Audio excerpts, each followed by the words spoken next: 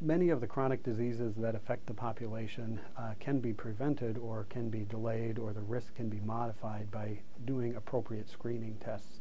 There are endorsed screening tests by groups such as the U.S. Preventive Services Task Force, and there is a Mayo Clinic Committee on Preventive Services that has endorsed specific screening options.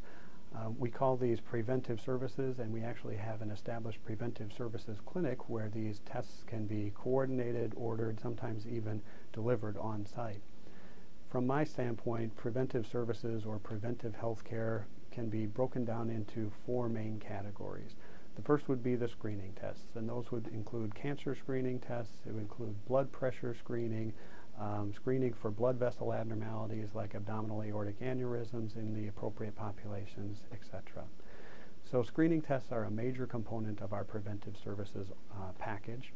Another big area is to know your family history. There are conditions that seem to have a familial component, and by understanding the diseases that have affected your family members, we may be able to reduce the risk of that specific disease or even other diseases in an individual patient.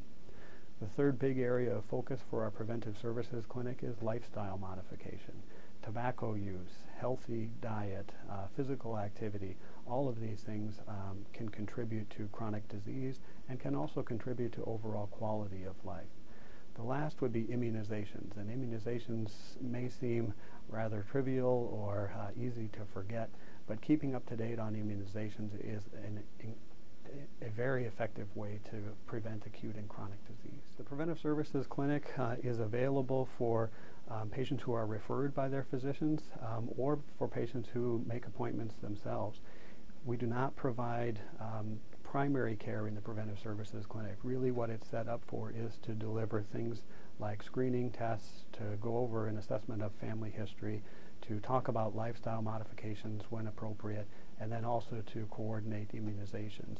But for things that require ongoing care, such as acute symptoms or chronic disease, that requires a primary care or another subspecialist. And we're happy to work with those clinicians either here or elsewhere, but we want to focus and make sure that everyone gets the highest level of preventive services care that they need. Patients who are appropriate for the Preventive Services Clinic can be anywhere from age 18 on up. There are specific guidelines for when we would do screening evaluations that are based on age and gender and past medical history and even family history.